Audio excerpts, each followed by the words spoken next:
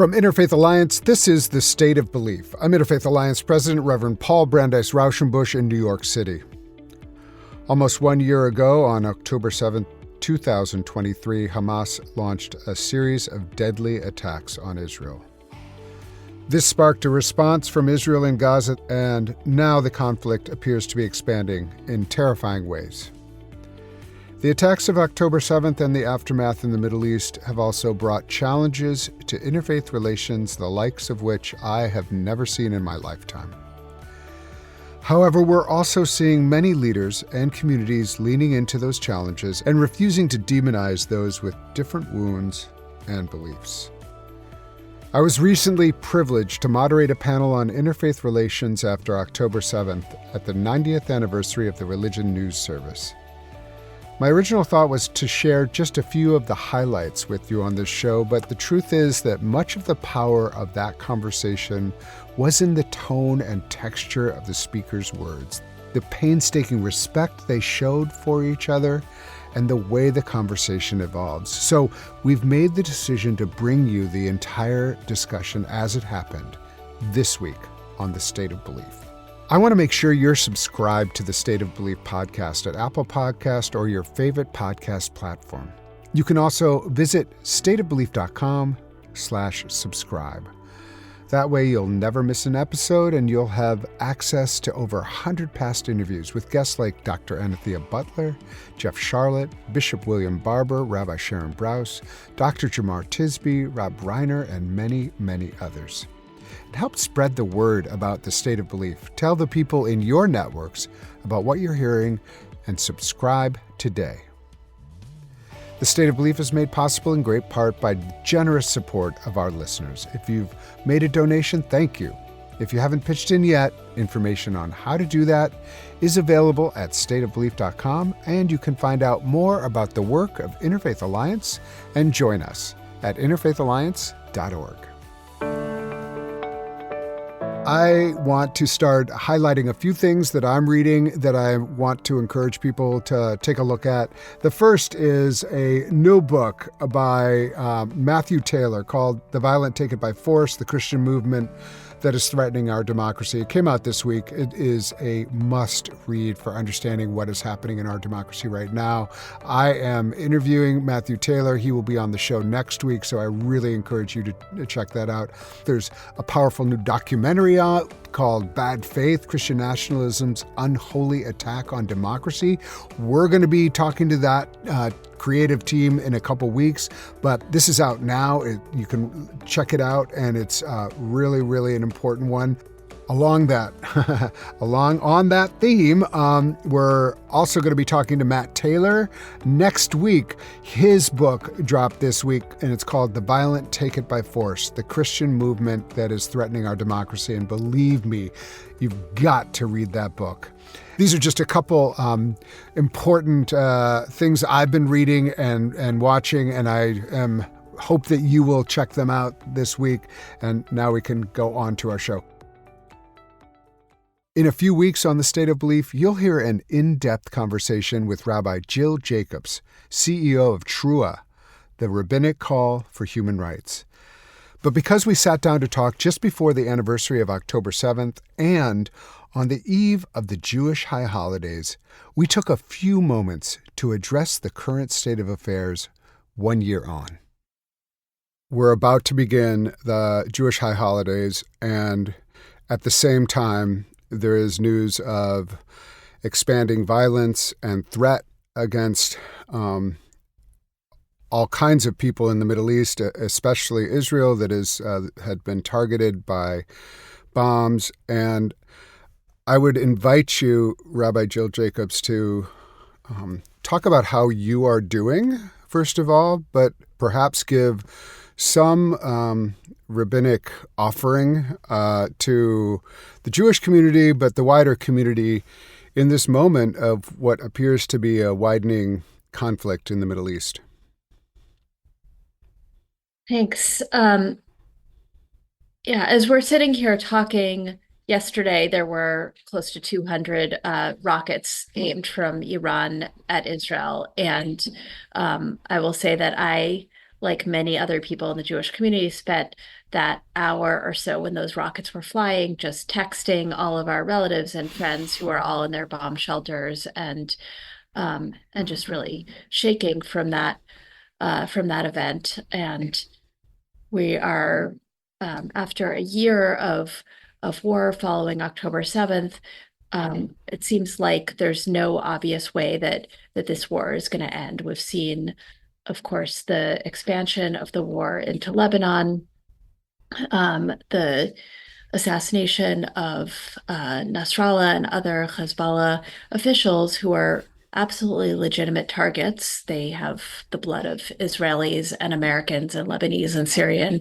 people on their hands. And also that's led to an expanded war now also with Iran. I don't know what's going to happen in the next few days. It's, every day is new information, but it is a very, very scary moment for everybody in that region, for Israelis, for Palestinians, Lebanese civilians, Iranian civilians, everybody who's caught up in a war that most people don't want. Most people want to live their lives in peace, and various leaders are deciding to continue to escalate.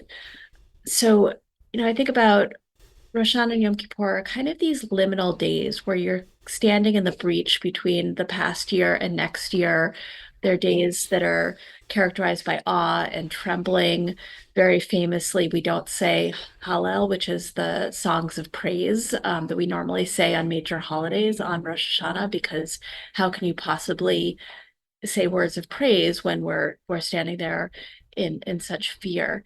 And so it's really actually appropriate to the moment to have that sense of fear, of trembling, of anticipation, of concern about what's going to happen, of feeling we're sitting in this liminal moment where we see that things could get much worse, or God willing, and the willingness of leaders willing, they could get better.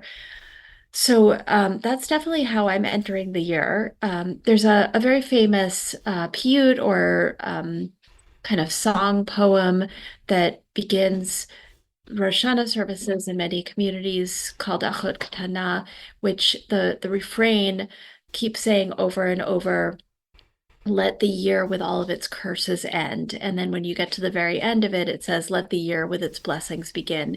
And I'm struck every year that every single year we are looking back in the previous year and saying there are so many curses. We hope the next year brings blessings. Obviously, this past year brought a lot of curses, and it's a little hard to see the blessings, but we're again going to be standing there tonight, many of us, saying those words and praying that the just horrific curses of this past year will be over, and that we can start the next year with some blessings. May it be so. Thank you so much for offering that important,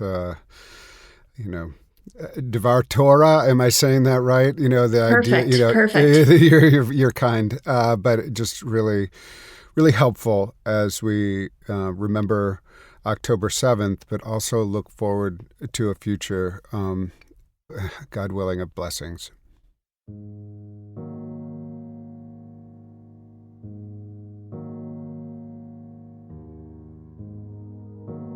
Right after the October 7th Hamas attack on Israel, the State of Belief featured the moving words of Rabbi J. Michelson, Dr. Celine Ibrahim, and Reverend Fred Davie.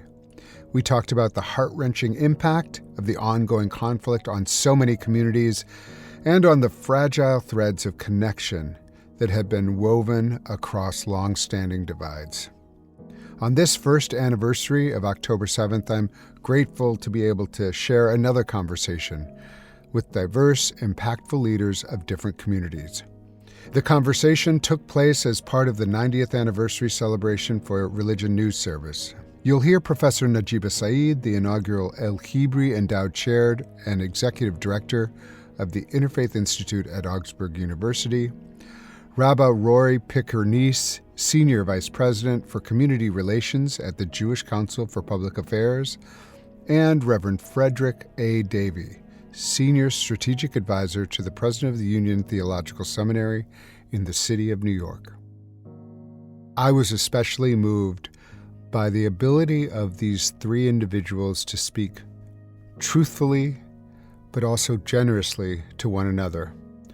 And my hope is that these kind of conversations can continue as we all work for a future world where peace becomes the norm.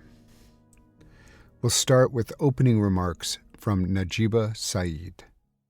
I intervene in conflicts for the last 30 years as a mediator, and increasingly in the last decade, I've often started my intervention with two questions for each party. One of them is, are you in each other's futures? The second question is, who is human? So I'll leave those questions for you to think about, and I utilize them in conflict. So I wanted to share two stories. I am based now in Minnesota at a historically Lutheran institution with the largest percentage of Muslims in the state. So we now are 15% Muslim. And what I wanted to share with you was two stories. One of them was, both of them are within 2 weeks of October 7th. The first story is, I was asked by a rabbi of one of the large Reform congregations. I had already been scheduled to speak after October, and we were thinking, should we cancel that speaking engagement? I decided not to, and I showed up, and I spoke from the heart, and at that moment and that day in the pews, there was a remembrance of the people who were killed on October 7th, as well as those that were taken hostage. And I just showed up, and I expressed what I call sacred witness, which was to be there for that community in that moment of pain. So that was one event that happened.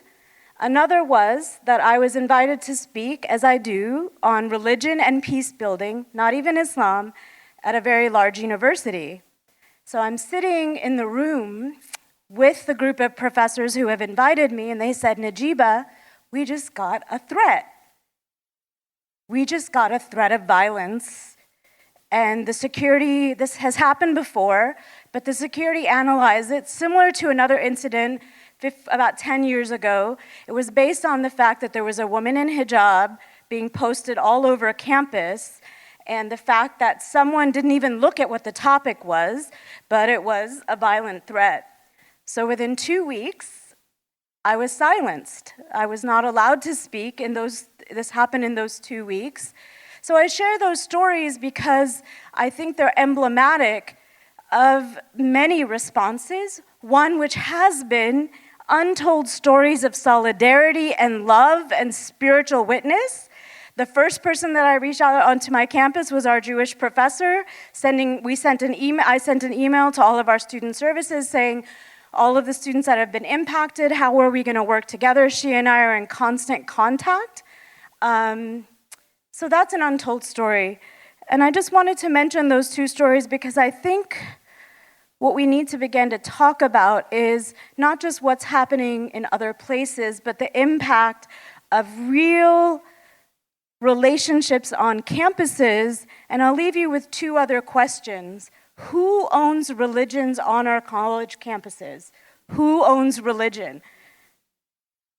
Because many of the people who've responded, it is not as much an interfaith moment as I think it's an intra-faith moment. What is the party line for different religions on this issue, and how are they represented on our campuses? Who are the outside actors that are mobilizing for a narrative that is reductionist and one-sided in their perspective? Because that relates to another question that I have is, who benefits from us being in conflict? That's a question that I ask everyone that I work with in conflict. There's been an invisibility of stories, and lastly, an invisibility of communities. In my class, I had the head of Muslim, Jewish, and Christian groups. I teach the Interfaith Scholars class at my university. One of my students, a young Latina Jew, said, where do I go? My own identity is not visibilized in this moment. And I just wanted to share that because I think there are not just untold stories, but invisible identities. Almost all my students are Somali Muslim, East African Muslim, or Oromo. And I want to mention that because their story of being Black and Muslim, where is their space to have a conversation on these issues? And last of all, one of my Christian students who said, Professor Syeed, I never heard about Gaza until this. Where are those students? And where is the space for people who don't know anything and are entering the conversation? This is an incredibly painful conversation, and I'm so grateful for this space and what's been created here. I was really struck when earlier today, Waj, in telling his story, he talked about that moment on 9/11 when he suddenly saw the next 15 years that were going to emerge. And I was struck by that because that was the feeling that I had on October 7th. I knew we were going to be in this moment right now. I knew that this is what was coming. And I want to just sit for a minute in that moment to remember that we talk about this. It feels so hard to reduce something to a date. October 7th wasn't just a date in October. It was the Jewish holiday of Simchat Torah.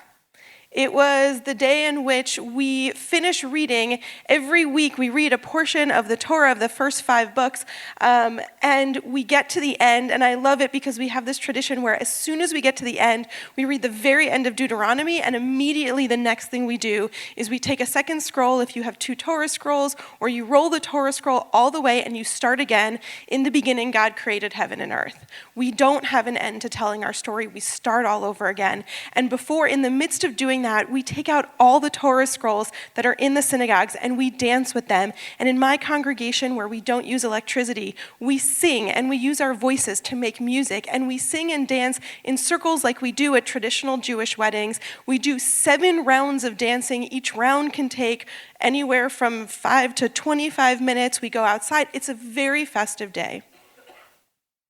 And because I wasn't using my phone on that day, I had no idea that anything had happened. I had no idea until a letter came from the president of the Jewish Federation that was sent to all of the Orthodox congregations, knowing that we were the ones who had not checked our phones, saying, the most heinous attack has just taken place. Untold people have been murdered. Untold people have been taken hostage. We don't have all the information. And we know that Israel is going to plan to respond, and we don't know what else is happening. And I sat there in that moment and first had to weigh, because I don't turn my phone on, if that was a moment to turn my phone on. And I thought, I'm not the one who's going to be saving lives right now. And so I didn't. I didn't turn my phone on.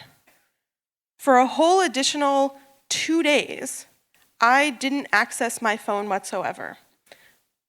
My brother lives there. My father was there. I have a sister-in-law, I have 4 nephews, I have a niece, I have cousins, I have friends. I had no idea if any of them were okay, and all I could tell myself was that if something had really happened to someone in my family, someone would have figured out a way to get word to me and I should rest okay. So when we start talking about this, we don't just talk about this. This wasn't something that the Jewish community had a political stake in. The Jewish community, most of us have a personal stake in. And as we talk about what comes up on the anniversary, we're also talking about how do we celebrate the most joyous of holidays, knowing that it's also the anniversary of the most traumatic event that happened in my lifetime to the Jewish community. So I want to name that as we talk about this, to say that part of the story that we're talking about here is a story in which we still have a community that's in trauma. For those of us who knew some of the people who were held hostage, we still held out hope that they were going to be returned until a week ago, when we found out that some of the ones that were closest to us were killed. Some still don't know the fate of family members. And I'm not saying that to try to evoke the sympathy. I'm saying that to say we can't talk about response when you're in the midst of it. And part of what's been so painful for the Jewish community as we have this conversation, and I don't mean to say the Jewish community in a monolithic way, but I do think that there is some consistency in this, is that there's all this discussion of expectations, how we're supposed to mourn, what the Jewish community is supposed to say. When any of us here know that in your moment of your deepest pain, there's no appropriate response. No one who can on the outside tell you you don't look sad enough, or you're not supposed to look happy, or why did you laugh at that joke, or you should have laughed at that joke.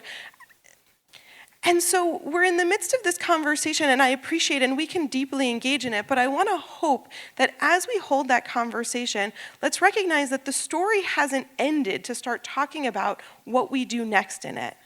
And so yes, there's stories, absolutely. There's so many stories of hope and all the people who reached out, the people who stood in support. For most Jews right now that I'm interacting with, they're sitting with this conflict of how do they talk about Israel and the Israeli government and the atrocities of what they're seeing happening to innocent children in Gaza, while also holding the pain and the fear of what it meant to see the Jewish community in Israel, not to mention others in Israel, attacked. And what does that look like for most of us, like me, who don't get a vote in the government and don't get to say what that looks like in terms of response? What's our response supposed to be? How do we hold our communities? And what does it mean to try to hold our full selves when there's so much narrative externally that tries to push to say what Jews are supposed to do in this moment?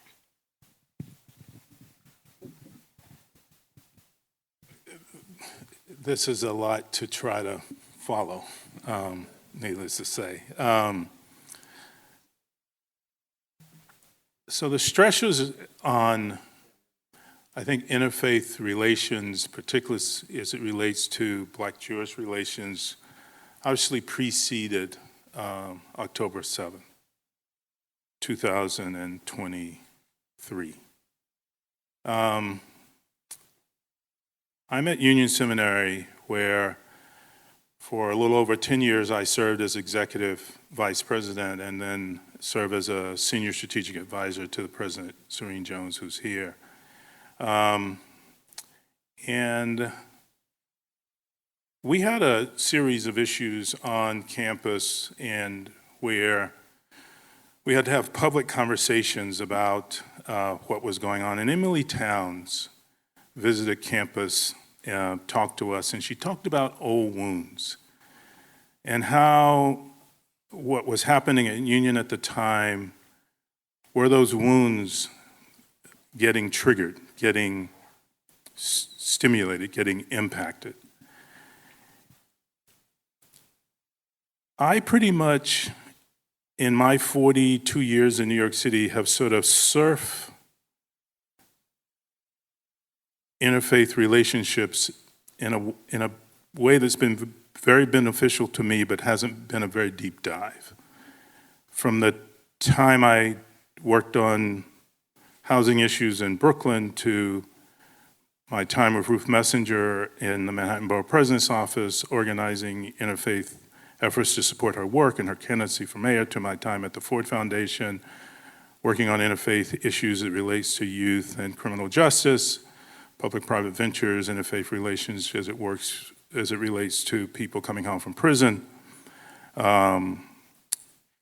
deep relationships with Jewish clergy and Jewish friends, but surfing, totally surface. And then I was asked by a major Jewish organization in 2022 to help organize a trip to Israel for African-American faith leaders to try to deepen the understanding of the dynamics of what were going on in the area. And so I did that. And it brought me off the surface, deep into an experience of those wounds that exist in many of these communities. Let me just do this quickly. This trip started off tough. I mean, it started as a difficult trip when we got to El Al just to get on the plane. From the interrogation that the Black faith leaders had by the security people at El Al before we could actually get on the plane, to one of our members being detained at the airport for 3 hours and we had to leave him behind, and go on from Tel Aviv to Jerusalem without him, hoping that he would get there. And you could feel the tension building. You could feel wounds being triggered.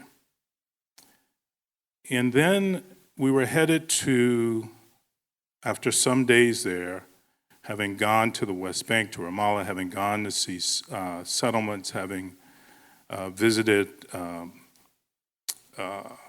Palestinian communities, having visited with an array of Israeli groups as well. We were headed to the Gaza border to a kibbutz there, and we were called off. We were told to come back to Jerusalem, and we did.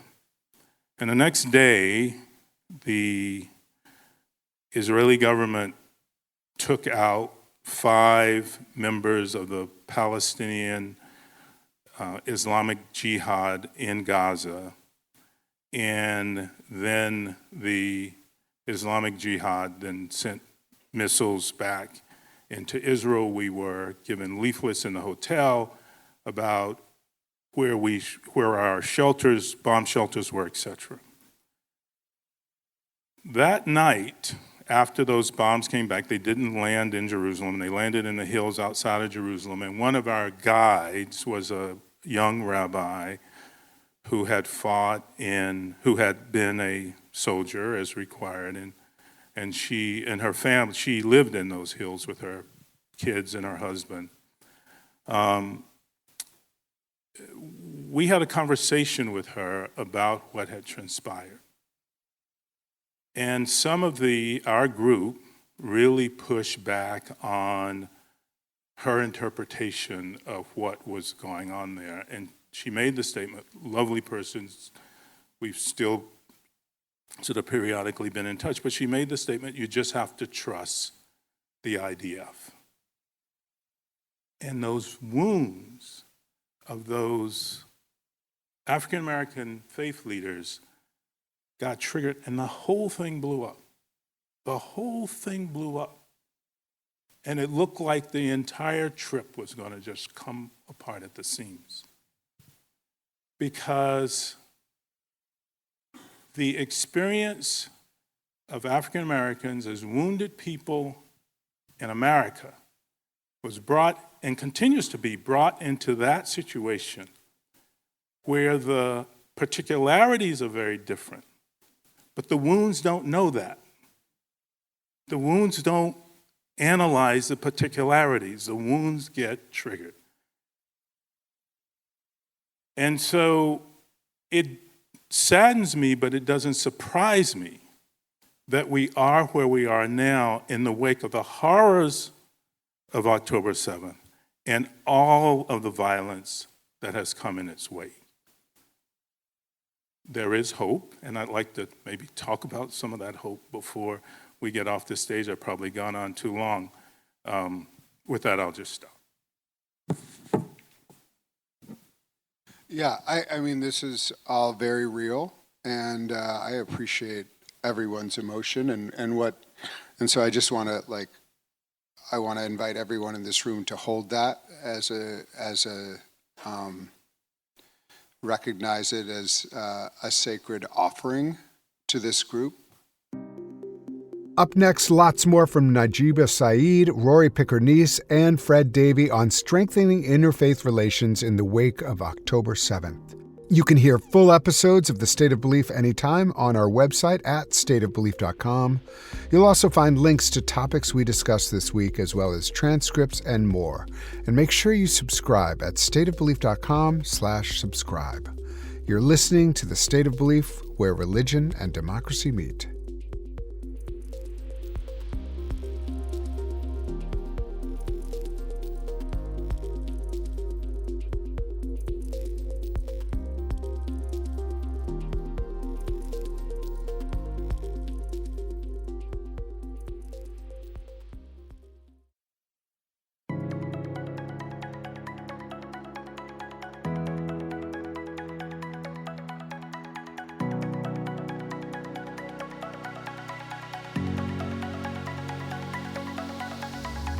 Welcome back to The State of Belief. I'm Interfaith Alliance President, Reverend Paul Brandeis Raushenbush.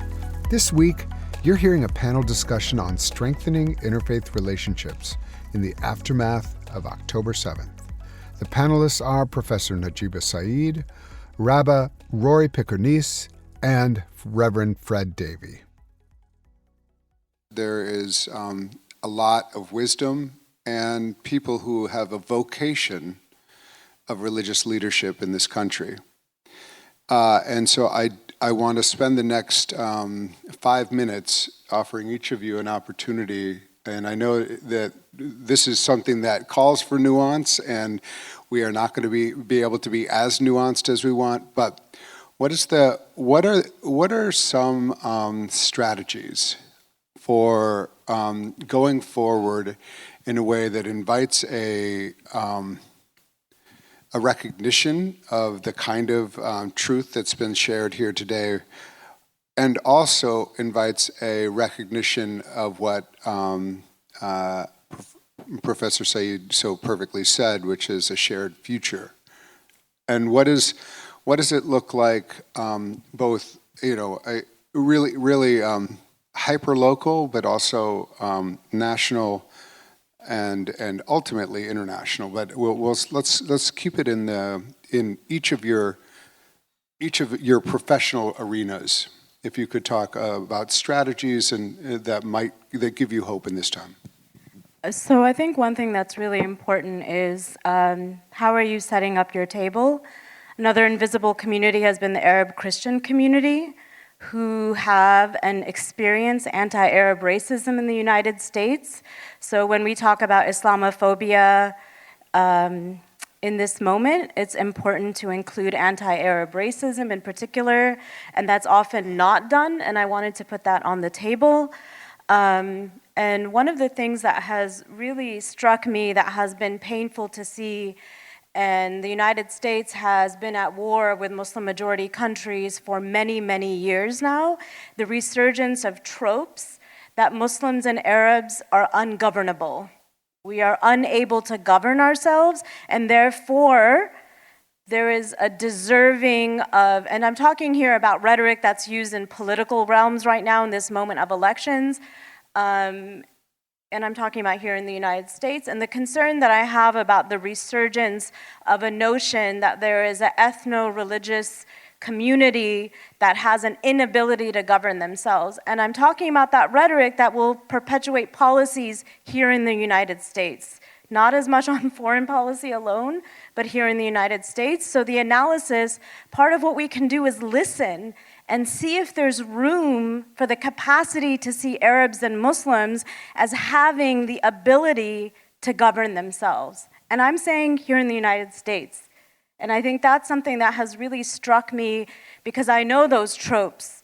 Having run a mediation center, in right after 9/11, I was running a mediation conflict center in Southern California. And so I just wanted to mention this ungovernability that comes up and justifies many policies here in the United States that are utilized. The other thing that I wanted to articulate really quickly was beginning to think about stories of hope. Jenny Peace talks about co-formation. So one thing many people don't know is I've spent most of this past year as a pastoral agent to many Jewish students. That's not a story that's often realized.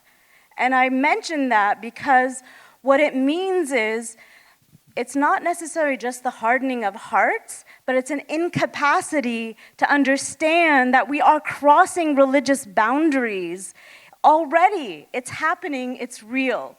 And so I wanted to articulate that because I think part of what we have to do is work against the narrative that there is an inevitability of conflict that goes back to the ungovernable, but there is an inevitability that these communities cannot exist and have conversations. Policies are made from that as well, whether it's in our university setting or in our domestic policy. Sorry, I spent a year working for an elected official, so I think in policy as well. The other question I wanted to really put on the table here, besides the co-formation, was really thinking about stories of hope where the university becomes a center of communities. One thing I learned in this space is that we have to begin to ask about what I've been talking about in my work, the chaplaincy of democracy. What do we do when people don't want to engage politically in this moment? Let's name it. There was an uncommitted movement.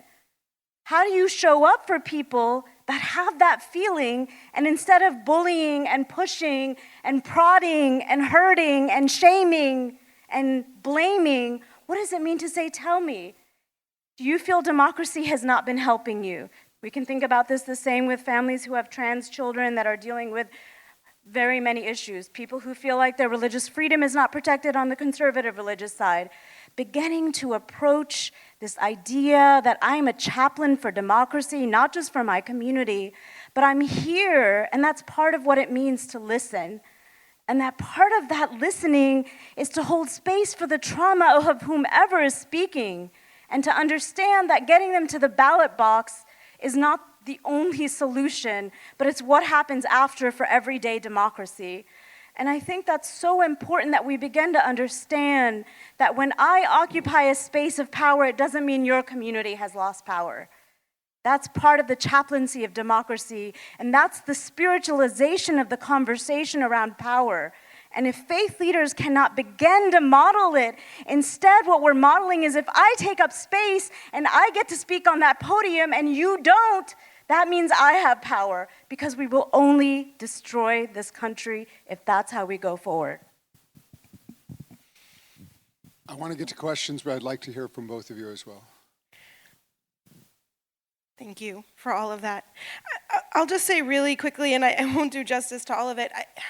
Part of what gives me hope is when I look around and in a room like this, we know that we're being pushed in this world into binary spaces. We don't live in a binary world. We don't live in a zero-sum world. And we need to move away from that in these conversations. And whenever the conversations exist in a binary, or if it seems like zero-sum, then what we do is we push people back into their corners. So, for example, in the conversation in the Jewish community about whether or not to talk about a ceasefire, it wasn't because people in the Jewish community, there are some on the extremes, we all have, but overwhelmingly the Jewish community wasn't pro-war. The Jewish community was pained that the conversations about ceasefire didn't talk about release of hostages. And so in that, I want to also name the importance of language.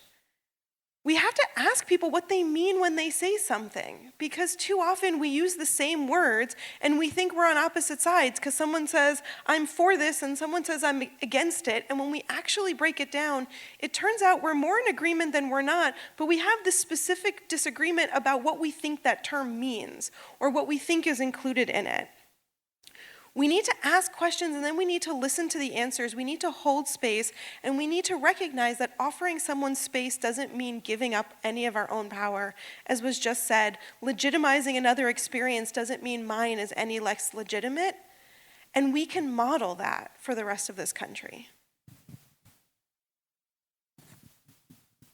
Thank you both. And a commercial for hope would be that in the wake of what happened at Columbia University in the Morningside Heights community, it didn't seem to me and to some of my colleagues that we had done enough to access the richness of the liturgies of our traditions to try to build community in and around the Morningside Heights community. So working with Chloe Breyer in the Interfaith Center, the Religious Life Office at Columbia and the dean there, Ian Rottenberg, and the Religious Life folks and Dean of Students at Union, the Religious Life and Dean of Students at Jewish Theological Seminary, the people who are focused on this work at Manhattan School of Music, and the folks who are focused on it at Barnard, and others. We're going to try to pull off, we've announced, we're publicizing an event next Monday that's focused on interfaith community building that grows out of the liturgies of these traditions. And we hope it serves as a bit of leaven, a bit of yeast for this larger effort to build a kind of world, even in a microcosm of very troubled Morningside Heights, that we'd all like to see. I just have a question for the panelists, because one thing that going back to Morningside Heights for a second, there does seem to have been a kind of conflict within a conflict. As we've seen, there's a documentary coming out called Torn, which was about the dynamic of the, taking down and putting up of posters, which we unfortunately witnessed, that seemed to have its own dynamic. And I wonder, to what degree do we try, as just people living together in society, to detach or connect what's happening, over there with what's happening here? And to what degree does one want to accentuate the connections, or to kind of recognize that we are also in a different context right here as well, with a whole bunch of other conflicts that are life and death conflicts too? So I'm just curious about, I guess that's a strategy question. Just an interesting, I would say, point was that I think one of the that the posters here of the hostages had a different resonance here than it did in Israel. There it was largely a left wing to talk about the hostages, bring them home instead of the war. Here it was used as, it just had a different resonance. And so that was, I think, a helpful intervention from Trua and Jill Jacobs, who was helping me to understand that. Does anybody want to address? Yeah, I would just add to it, I think that it is important to recognize that I think for a lot of people who are involved in this, it's not something that's happening far overseas. There are real implications. I think Fred talked about the ways in which pain is triggered, right? The local pain is triggered here. Whether because of what's happening over there literally has implications, or because we're also seeing, as has been brought up, violence against people on the streets in America because they are perceived to be Muslim, Arab, Jewish, Zionist, whatever the terms are that people are using, that's happening here. And so whether or not, whatever my personal politics are, I'm being forced to adjudicate it on the streets. And so we need to recognize that we're not talking about what's the resolution that's between the Israeli government and the Biden administration and leaders of Hamas or whoever the players are. For a lot of people, it is their lives that are being at play here. So I just wanted to add, I think one important piece, we call it in conflict resolution, appropriate dispute resolution. You want the right intervention. One of the things we have to be careful about in the interfaith space is the religification, I just came up with that word, maybe someone has coined it already, of conflict issues. So some people are entering this space with a secular perspective, and so you're inviting them to interfaith dialogue or setting this up as a binary of a Muslim-Jewish issue. First of all, it leaves out other religions, but it also creates a binary and an interpretation that assumes that only these groups are vested. And I wanted to point that out because I think sometimes religion and interfaith engagement are important, but sometimes they're not the appropriate intervention. I've seen students opt out of interfaith dialogue when it is pushed on them as the solution. And the other thing is, one of the successes of interfaith dialogue should not be that we're all in a room with performative interfaith engagement. I call it out-nicing each other in my work. Much of this work, the grief circles that needed to happen, the rituals that needed to happen, had to be separate at times. And I wanted to point that out because sometimes success means you don't have everyone in the room. And how do we calibrate our ability to understand that sometimes universities, because that's my context, are communities of, they're a community of communities. And so I think beginning to think about, is the first time you've reached out, in my case, to a Muslim student or neighbor when there is a crisis? Are you already in relationship? If you're not already in relationship and you're trying to build trust in this moment, it's often too late.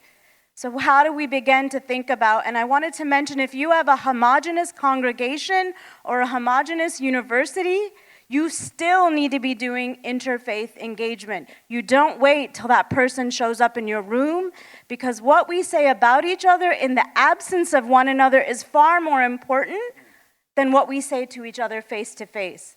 What you teach about Muslims in your synagogue and what I teach about Jews in my mosque is far more important than what I say to you when we're together face to face. Okay, we are at the end, and I just want to again thank each of you, and I want to just again offer us the opportunity to go from here.